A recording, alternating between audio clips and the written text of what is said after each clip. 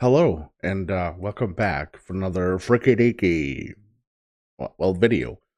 Uh, it's time to go back to MrBallen. And today I was browsing in his wonderful channel and all the videos he has. Just fantastic. If you want to check it out, the link for MrBallen's channel is available in the description. Of course, as well as for this video we're going to watch. The video we're going to watch is this ritual will kill you, and it's a warning, distressing image or images. So if you are a bit scared and like a chicken, like Recky, well, just like the video and play it through, but don't watch.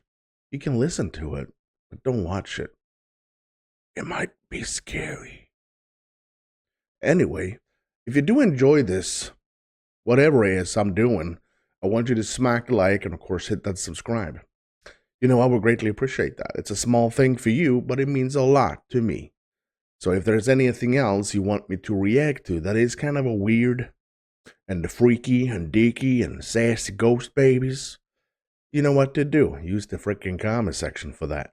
I would greatly appreciate that. So, before, as per usual, we say thank you to the channel members and the patrons. Thank you so much for the amazing support. A big shout out to the Supreme Tier donators over by Patreon and on channel membership. Thank you guys. I salute you like really hard, like that. And we have personal shout outs to the ultimate supporters only available on Patreon. Deja, Walt, Tammy, Roni, and Dwayne. Thank you. Thank you. Anyway, let's find out this freaky ritual. There are many extreme religious practices and rituals out there, but there may be none more extreme than the Buddhist monk practice of Shokusenbutsu. This brutal ritual was created in 835 AD, and since then, over 1,000 years, countless monks have tried to do it. However, only 24 have ever actually been successful. It's been around for a thousand years. That's only 22 or 24 that actually managed to finish this ritual. Today, I'm going to walk you through the 3 phases of this ritual, and at the end, I'm going to show you pictures of what a successful Shokusenbutsu looks like. However, be warned, the images are very disturbing, so viewer discretion is advised. Viewer discretion is advised. But before we get into that story, if you're a fan of the strange, dark, and mysterious delivered in story format, then you've come to the right place because that's all we do, and we upload once a week. So, if that's of interest to you, the next time the like button is counting something really important, start shouting out random numbers to mess them up. Also, please subscribe to our channel and turn on all notifications so you don't miss any of our weekly uploads. Okay, let's get into today's story.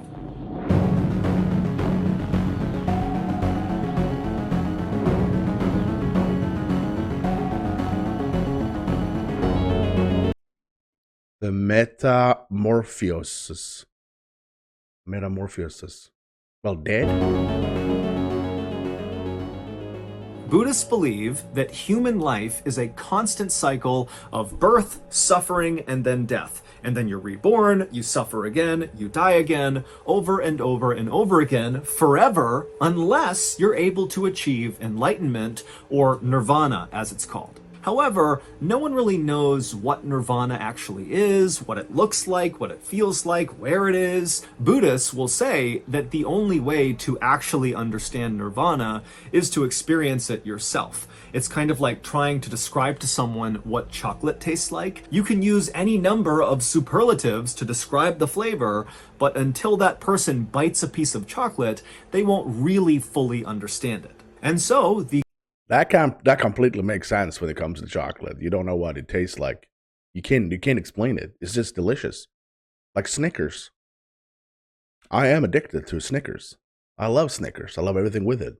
It's the The chocolate, the peanuts, and it's just delicious. The goal of all Buddhists is to try to attain nirvana.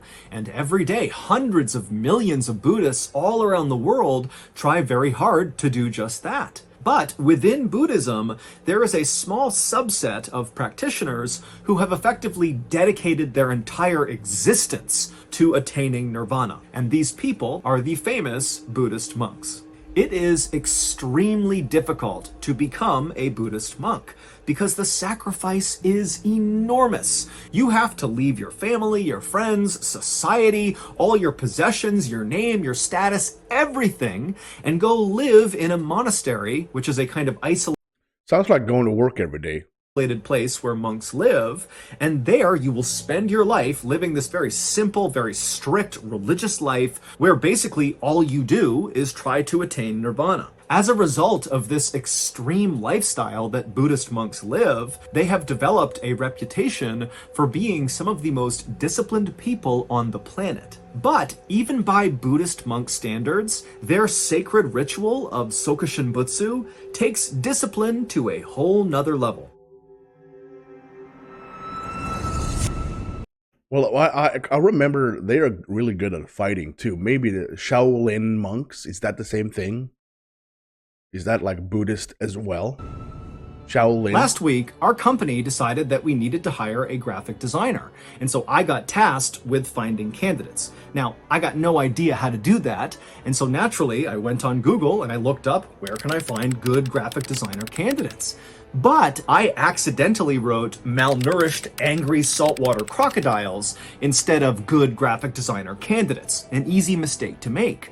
But because I didn't catch it, before long, me and old Singo Lung were stuck up in northern Australia up to our lacrimal puncta in Crocodilus porosus. Now, of course, me and Lung did our best to try to calm these beasts down and try to teach them graphic design to make the most of this work trip. But these salties were just not that interested in graphic design, and they lacked basic finger dexterity. And so, it was as we were sitting up in this tree, hiding from this bask of angry salties down below, that old Lung jumped up and threw a javelin directly into my heart and said, "Apa miertnem hesnalod ZipRecruiter," which of course in Hungarian means, "Dad, why didn't you just use ZipRecruiter?" And boy was old Lungy right. ZipRecruiter uses its powerful technology to both find and match the right candidates to your job. ZipRecruiter also has a user-friendly dashboard with a full suite of tools that will allow you to filter, review, and rate your applicants all in one place. And now, with the invite to apply feature, it lets you immediately access a list of candidates with qualifications that match your job description. See a candidate who'd be perfect for your job? ZipRecruiter makes it easy to send a personal invite to them and other top choices. See how much easier hiring is with ZipRecruiter, which is the #1 rated hiring site according to G2 satisfaction ratings as of January 1st, 2022. 4 out of 5 employers who post on ZipRecruiter get a quality candidate within the first day. And now you can try ZipRecruiter for free by going to ZipRecruiter.com/MrBallen. Again, that's ZipRecruiter.com/MrBallen.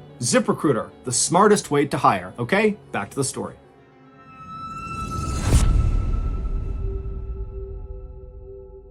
Sokushin Butsu was created over 1,000 years ago up in the rugged mountains of northern Japan by a sect of Buddhists called the Shingon. And the Shingon believed that you could attain nirvana through physical punishment. And out of that idea was born the incredibly brutal Sokushin Butsu ritual. In short, Buddhist monks can choose to participate in this ritual, and if they successfully complete it, I'm trying to figure out what kind of tests or what kind of ritual it is. I'm pretty sure it would it's something to do with stretching yourself to the limit. Maybe, and I don't think it's gonna be like a physical, because maybe stand on a pole for 2 years, or don't eat for 4 weeks and don't drink for 9 weeks or whatever it is. I'm pretty sure that's the way it is, because I don't think. I might be completely wrong, but it feels like it could not be like run a marathon naked through thorn roses or whatever. might attain Not naked. Nirvana, but they won't know until the ritual is over. Meaning it's Oh. kind of like a big gamble. Put yourself through absolute hell, and maybe you have this huge payoff, but maybe not. However, trying to attain nirvana through other means was really difficult. There was no other really clear pathways to nirvana, and so having this one distinct pathway, no matter how difficult it was really appealing. Cat hair. And so since its creation, hundreds and hundreds of Buddhist monks have tried it. And maybe less than 100 have actually successfully completed it. And then of that 100 or less, only 24 have actually attained nirvana through this process. The instructions for Sokushin Butsu are actually quite simple. There are 3 phases. Phase 1 is called Moku Jikagayo, which roughly means tree eating training, and it's primarily focused on the monk's diet. Yeah. It takes 1,000 days to complete this phase.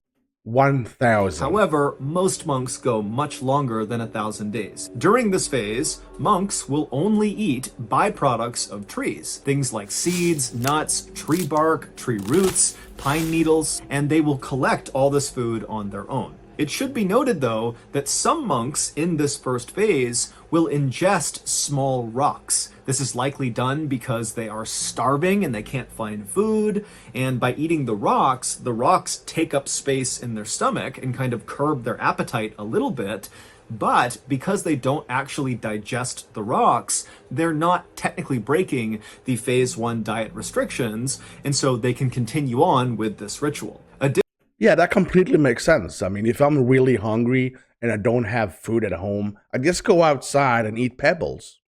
Totally makes sense. Additionally, during this first phase, the monks adhere to a very involved and strenuous physical exercise routine, and then whenever they're not foraging for food or exercising, they are meditating. At the end of the 1,000th day of phase 1, if the monk has survived, because sometimes phase 1 monks do die mostly from starvation, it is up to them if they are ready to move on to phase 2. This decision ultimately comes down to whether or not, 1, the monk actually adhered to the strict rules of phase 1, something really only that monk would know, and then 2, whether or not the monk actually believes they are spiritually ready to move on to phase 2. Phase 2 is much shorter than phase 1, but it is significantly more challenging.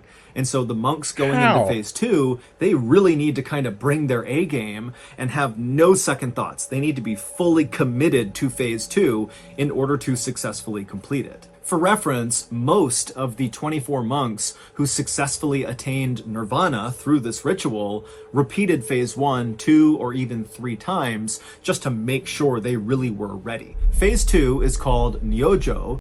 Wow. So they actually did the second phase over and over just to be prepared for the third? And it roughly translates to deep meditation. But a better way to think about what this phase entails is these monks need to enter into a sort of trance-like state, almost like an out-of-body experience, because what they're going to go through in this phase is so physically uncomfortable that unless you're I'm gonna guess they're gonna lay on like spikes, like a spike bed, or able to kind of detach mentally, there's just no way to go through with it. And so during the second phase, the monks will sit down and meditate basically constantly for 100 straight days. And during that time, they don't eat any more tree byproducts or rocks. Instead, they have a liquid diet.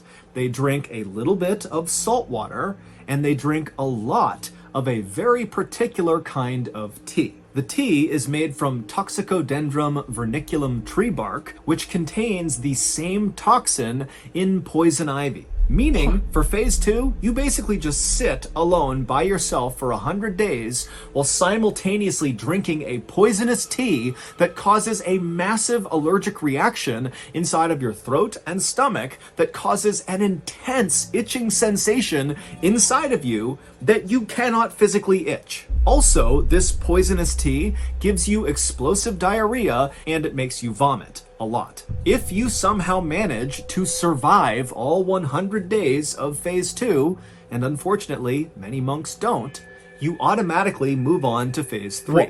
Unlike all right. So So it's all about enduring pain and suffering to achieve nirvana. That's all. This is what it's all about. But I don't get it. I don't. I get it, but I don't get it. I feel like it's kind of a. You have to achieve complete devastation to your body, to your mind, before you can get to the stage of being enlightened. Well, it kind of makes sense, but I wouldn't last a half an hour on the first one. I'm not eating rocks. Like phase 1, phase 2 never gets repeated, most likely because it almost certainly would be fatal to do so. Okay, Phase 3 is either the easiest or the hardest part of the Sokushin Bitsu ritual, depending on how you look at it. It doesn't have a name like the other two phases, perhaps because so few people make it to this part of the ritual, but regardless, phase 3 definitely has a strict set of rules like the other two phases. I'm super The curious. phase 3 monk has a small pine box that has no windows built just for them. It needs to be big enough that they can sit inside of it in the lotus pose, which is how they typically sit when they're meditating. And then once it's all built, the monk climbs into this box. They put a lid over the top of it, but they put a bamboo shoot, like a bamboo pole, through the cover of this box, so there is a breathing tube for this monk inside of this box. And then they lower the monk inside of the small pine box 10 feet into this hole in the ground, and then once they ensure the bamboo pole is going to be above ground so they can breathe, they fill the hole in with charcoal. Before we cover what happens next in phase 3, you need some context about what this ritual is actually doing to the monks performing it. Phase 1, tree eating training, serves two purposes. The first is it's kind of like a big gut check. It really shows who wants to do this ritual and who doesn't. It's kind of like if you can't complete phase 1, you certainly can't complete phase 2 or phase 3. So it's like a filter. It weeds out the weak monks. I would be a weak monk. Ricky's not a tough monk. The second purpose of phase 1 is to literally shrink the monk. The tree-eating diet, combined with the constant physical exercise, removes all of their body fat and a lot of their muscle, and so they're incredibly lean by the end of phase 1. And this will be significant when we talk about the end of phase 3. Phase 2, deep meditation phase, serves two purposes as well. The first purpose is that it puts the monk into that trance-like state, and then the second purpose it serves is the toxin inside of this poisonous tea kills off all of the naturally occurring bacteria and parasites inside of the monk. Again, that will become significant when we get to the end of phase 3. Speaking of which, so in phase 3, the monk is put in their box, they're lowered 10 feet into the ground, the breathing bamboo shoot is installed, the charcoal is dumped on top of them, and then for several days, the third phase monk will sit in total darkness and meditate constantly, and each day, they have a bell down there with them, they ring the bell. That's the only thing they have to do besides meditate. And above ground, there is a team of monks that are supporting this ritual, and they're listening for that bell. And the first day they don't hear the bell, it means the monk in the box has completed the ritual, and now it is time to see if they have attained nirvana. In Buddhism, someone whose body does not decay, aka a mummy, is someone who has cheated death. And to cheat death is to remove yourself from the vicious human life cycle of birth, suffering, death, repeat. Meaning, becoming a mummy is a way to attain nirvana. And Sokushin Butsu is a self-mummification ritual. Phase 1 shrinks the monk's body, it removes their fat and muscle, it also removes a lot of moisture inside of their body, and their diet also withholds nutrients to all of the bacteria and parasites that naturally occur inside of their bodies. And so those bacteria and parasites that normally would play a big role in helping decompose your body after death begin to die off. And so the cumulative effect of phase 1 on these monks is that if they were to die at the end of phase 1, their decomposition would be drastically slowed. It wouldn't be mummy status, but it would be close. The phase 2 poisonous tea, that toxin that they're drinking, that kills off the remainder of the bacteria and parasites that did not die during phase 1. Also, all the vomiting and diarrhea completely dehydrates them, which aids in slowing down decomposition after death. Finally, phase 3 is the death phase. The monk goes into their tomb, they're buried underground, and they ring that bell each day to tell the people on the ground that they are still alive. And then when the bell stops ringing, it means the monk in the box is dead. At which point the crew on the ground removes the bamboo breathing pole and then lets the body sit in the box underground for another 1,000 days. And then after 1,000 days, they pull the box up, they lift the lid off, and if there is little to no signs of decay on their body, it means the self-mummification ritual worked, they're a mummy, they've attained nirvana, and now their body is holy. And so they're brought out of the box, they're dressed in robes, they're placed in the monasteries, and they are worshipped. As for the unlucky monks who get to the end of Sokushin Butsu, but are found to be decomposing inside of their box when they're brought back up again, I'm just thinking, okay, I'm getting claustrophobic like as crazy here. But what if you actually didn't want to do this? You're sitting down there, you feel like, yeah, no, I'm gonna go get a Big Mac and maybe some fries and a chocolate milkshake. So I want to get out. I regret this decision. So if you ring the bell, yeah, you're gonna be there. They're not going to let you up. But even if you're not ringing the bell, it's still going to take 1,000 days until they actually pick you up. So no matter what you do, when you're down there, you're toast. They're just placed back inside of their pine box and buried, and they are not worshipped. Sokushin Butsu was made illegal in Japan in the late 19th century, but we know monks continued to practice it into the 20th century, and in theory, today, monks still might practice it in secret. I gotta say. So that's going to do it. If you got something out of today's episode and you haven't done this already, the next time the like button is counting something really important, start shouting out random numbers to mess them up. Also, please subscribe to our channel and turn on all notifications so you don't miss any of our weekly uploads. Again, if you want to check out MrBallen and this video, links available in the description. I'm having I really understand the purpose, right? Even if it's completely bonkers, but I understand the concept. I understand the goal. But that dedication to pursue it is already on a higher level than anything else I ever heard, seen, well witnessed. That level of commitment to one thing is godly. Nothing else. Nothing else. How? Why? If it's not to achieve something that is not achievable while being alive. I really did enjoy this episode. It was a wonderful episode. MrBallen tells the story fantastically. He was always, like he always is, he's pulling me into the story. And that is just fantastic. Again, if you have not gone and check out this channel, you have to do it.